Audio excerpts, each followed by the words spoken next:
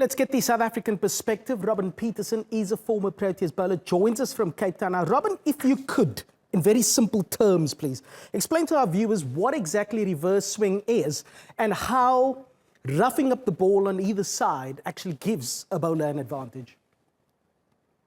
I think to understand reverse swing, you've got to understand conventional swing first.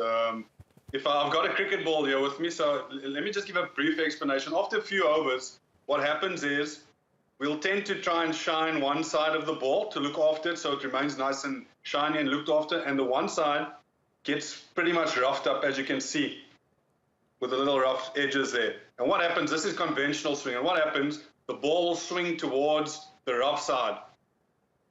In reverse swing, it's completely the opposite. As this ball gets a lot older, and I have an older ball here to demonstrate, as the ball gets a lot more scuffed on the one side, you apply saliva to the ones on the shiny side, and that process of applying saliva makes the shiny side heavier and wear and tear, taking chunks of leather out of the worn side.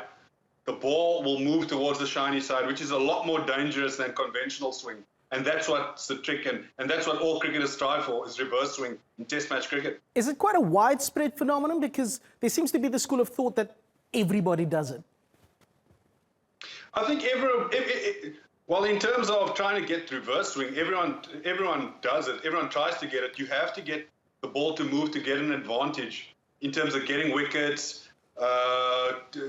Otherwise, it just becomes a batsman's game. So it's become such a vital part of cricket that everyone, and I suppose what's happened at Newlands just shows that people get desperate and they try anything to get that advantage. Robin, what's your opinion on the sanctions handed down by the ICC on Steve Smith and Cameron Bancroft? And do you think the ICC should be changing its policy on ball tampering?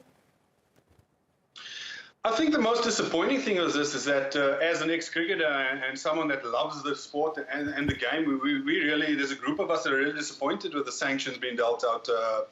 We feel that a lot harsher sentencing should have been dealt with. I mean, in my opinion, you've taken a foreign agent onto a cricket field.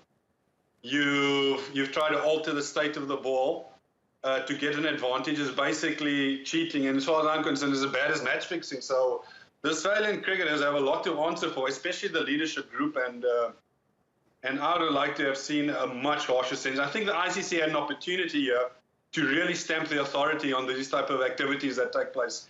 And I feel they missed a trick at the moment. Well, the coach of Australia, Darren Lehmann, said he knew nothing about it. Do you think that is indeed the case? I've been in a lot of changing rooms, and I share NASA's sentiments. When things of that nature tend to happen on the field, or you try and discuss a different tactic you want to use, the coach is central to those discussions. So I find it extremely hard to understand that he wouldn't have known anything. I think his silence is probably a little bit deafening in many ways. He must have known. He's the leader of the group. He's been so outspoken about many things regarding his team, so I can't really see that he wouldn't have even an indication or an inkling that this was going to happen on the field. A lot of South African fans are calling for Cricket Australia to apologise. Do you think they should? I think they should apologise at some level. I think not only to cricket fans in South Africa, but globally they brought the game into disrepute. Cricket's a gentleman game. There's a lot going on about the spirit of the game. And something like this certainly is not in line with what we want to see happening in the game we love. So I feel Australian cricket has a lot to apologise for and a lot of making up to do in terms of world cricket. I mean, it's kind of hard to start explaining to little kids what's going on in the series, and you want to promote Test cricket, and I feel that these type of activities, it just tarnishes the reputation of the sport.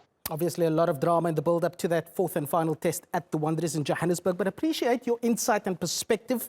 Robin Peterson, former Proteas bowler in Cape Town, thank you for your time, sir.